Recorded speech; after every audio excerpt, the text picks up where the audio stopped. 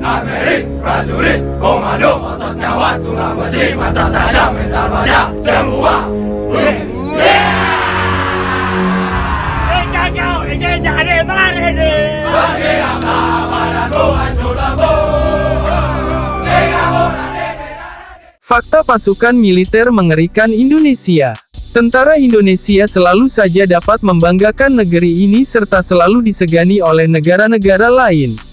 Seperti yang kita ketahui kalau TNI memiliki beberapa pasukan elit baik di darat, laut maupun di udara.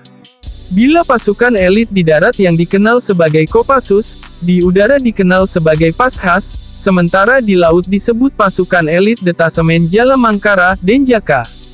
Kehebatan, ketangguhan dan kualitas pasukan elit ini membuat gentar sebagian beberapa negara termasuk Angkatan Laut Amerika Serikat yang sangat segan dengan pasukan elit Indonesia, khususnya Denjaka.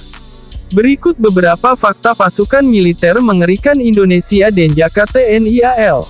Pada November tahun 2021 Denjaka dari TNI Angkatan Laut atau dijuluki sebagai Hantu Lautan telah genap 31 tahun. Denjaka dibentuk pada 1982 oleh Kepala Staf Angkatan Laut KSAL ke-10 Laksamana TNI Purn Muhammad Romli. Pada saat pertama kali dibentuk nama yang pertama kali dipakai bukan Denjaka melainkan Pasukan Khusus AL Pasuska. Pasukan ini dibutuhkan untuk menanggulangi berbagai bentuk ancaman laut seperti terorisme dan sabotase. Denjaka dinilai sebagai pasukan khusus sehingga tidak sembarangan prajurit TNI Angkatan Laut yang dapat bergabung, maka dari itu pasukan ini bukan sembarang, ditambah lagi perekrutan di usia yang matang membuat lautan Indonesia tetap aman terkendali. Pasukan khusus pastinya memiliki pelatihan yang berbeda dengan pendidikan militer lain, begitu pula ketangguhan personel Denjaka yang terbentuk dari latihan yang sangat berbahaya. Saat latihan di lautan calon prajurit Denjaka harus dapat mengatasi derasnya ombak dengan kondisi kaki dan tangan terikat. Latihan yang kerap dilakukan di lautan Banyuwangi ini menuntun mereka harus bertahan serta menyelamat diri dan anggotanya yang lain. Tidak hanya di laut pasukan Denjaka dilatih di hutan untuk tetap bertahan hidup hanya membawa bekal garam saja yang biasa dilakukan di kawasan alas gunung.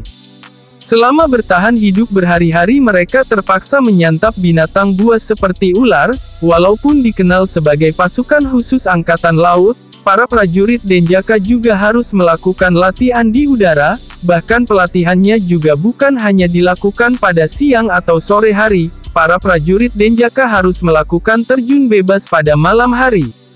Bahkan dari ratusan prajurit yang mengikuti seleksi di Kawah Chandra Situbondo, hanya sedikit yang memenuhi persyaratan sebagai pasukan elit.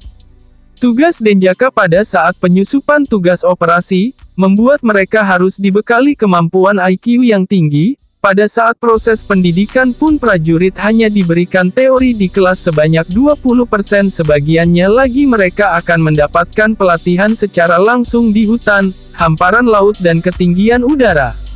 Seperti yang kita ketahui untuk bergabung sebagai TNI biasa merupakan hal yang sulit, dibutuhkan fisik yang kuat, kemampuan nalar dan mental yang tangguh.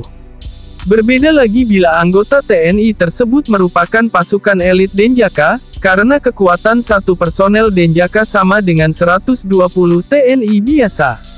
Sebagai prajurit khusus yang dibentuk oleh TNI Angkatan Laut, pasukan ini merupakan pasukan pilihan yang terbaik dan seleksi yang ketat, bahkan personel Denjaka berasal dari pasukan terbaik dari kelompok TNI Angkatan Laut yakni Komando Pasukan Katak. Oleh sebab itu tidak heran jika kemampuannya satu pasukan Denjaka disebut-sebut setara dengan 120 anggota TNI biasa.